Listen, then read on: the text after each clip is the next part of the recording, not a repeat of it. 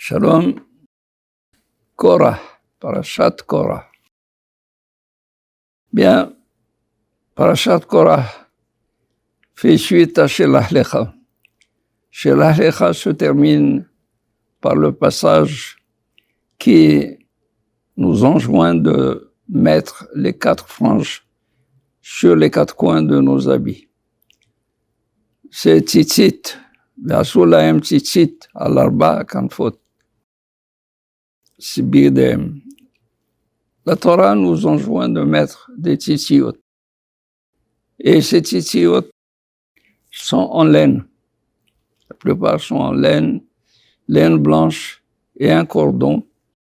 Le 4e, quand on les double, ça devient 8.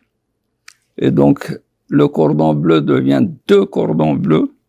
Et pourquoi 2 cordons bleus? C'est pour se rappeler de l'azur du ciel. Et l'azur du ciel nous fait penser au trône céleste qui avait une teinte tahat, akissé livnat à-saphir. Sous le trône céleste, il y avait comme une marche qui était en saphir. Le saphir, c'est du bleu. Alors, ça rappelle l'Éternel. Tout de suite vient Korah. Korah est jaloux de Aaron, jaloux de Yitzhafan. Yitzhafan, c'est le fils de Uziel.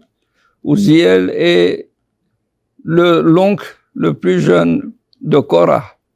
Comment se fait-il que le fils de Yitzhafan soit lui nommé comme chef et non pas Korah, qui est le 2e par, si vous voulez, par naissance. Après Amram, il y avait le père, Yitzhar, le père de Korah. Ainsi, il a dit, si il m'enlève ce privilège, moi je vais annuler toutes les décisions de Moshe Rabbeinu. Qu'est-ce qu'il a fait? Il s'est mis à fomenter une révolte contre le peuple d'Israël, contre Moshe Rabbeinu, contre Akadosh Baruch Hu lui-même. Qu'est-ce qu'il a fait? Il a pris les présidents du Sanhédrin, il leur a fait porter des tzitziot, toutes techelet, toutes teintées de bleu d'azur. Il vient chez Moshe, il lui dit, Moshe, est-ce que ce talit, ce vêtement, a-t-il besoin d'avoir les franges, les tzitziot? Oui ou non? Lui dit Moshe Rabbeinu, oui. Et Korah de rire et de mettre toute la population contre Moshe Rabbeinu, Ouma, si tout le beged, si tout le vêtement, il est blanc, avec un seul cordon d'azur, on l'a dispensé, comment ne pas se dispenser lui-même quand il est entièrement bleu d'azur? Quelle est la logique qui sous-tend tout cela? La logique veut dire, si toute l'assemblée est kadosh, toute l'assemblée est sainte, qu'est-ce que nous avons besoin d'un chef? Il est plus saint que nous. Dans la sainteté, y a-t-il un degré de sainteté? Nous sommes saints. Nous avons tous entendu Anochi. J'ai entendu sur le mont Sinaï, je suis l'Éternel, comme tu l'as entendu toi. Alors pourquoi avons-nous besoin d'un chef? Alors nous déclarons que nous n'avons pas besoin d'un chef. Si toute une maison est pleine de Sifrei Torah, est-ce qu'elle a besoin d'une mezouza? Moshe Rabbeinu lui dit oui, elle a besoin d'une mezouza. Comment? Une mezouza où il est écrit 2 passages de la Torah. Elle dispense la maison de ce devoir. Quand elle est pleine entièrement de toute la Torah, elle ne va pas être dispensée. C'est la même logique qui veut dire que Moshe Rabbeinu n'est plus apte à nous diriger parce qu'il n'est pas plus saint que nous. Nous sommes assez grands, nous sommes assez saints pour nous diriger nous-mêmes.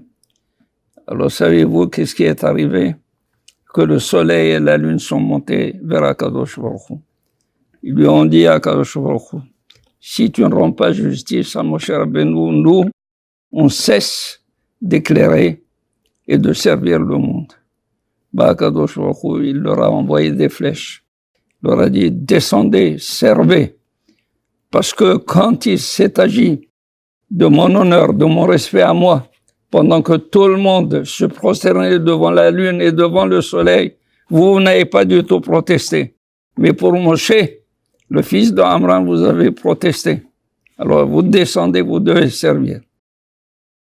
Ça veut dire quoi? Ça veut dire que même si Korah mériterait absolument à ce que le soleil et la lune cessent d'éclairer le monde, parce qu'il amène l'obscurité dans le monde. Moshe Rabbeinu, c'est la lumière du monde. Moshe Rabbeinu, c'est lui qui éclaire le monde. Le soleil, il a compris ça. Il dit, tu veux éteindre Moshe Rabbeinu? Alors nous ne servons plus. Kadosh Baruch Hu, il leur a dit, bon, mais tout de même, Moshe Rabbeinu, il sert sous mon ordre, sous mes ordres, sous mes instructions. Vous aussi, vous devez être sous mes instructions. Et descendez, servez le monde. Sachez bien que lorsque on se révolte pas du tout contre un chef. On se révolte contre celui qui l'a nommé, celui qui l'a placé là-bas. C'est Akadosh Baruch Hu.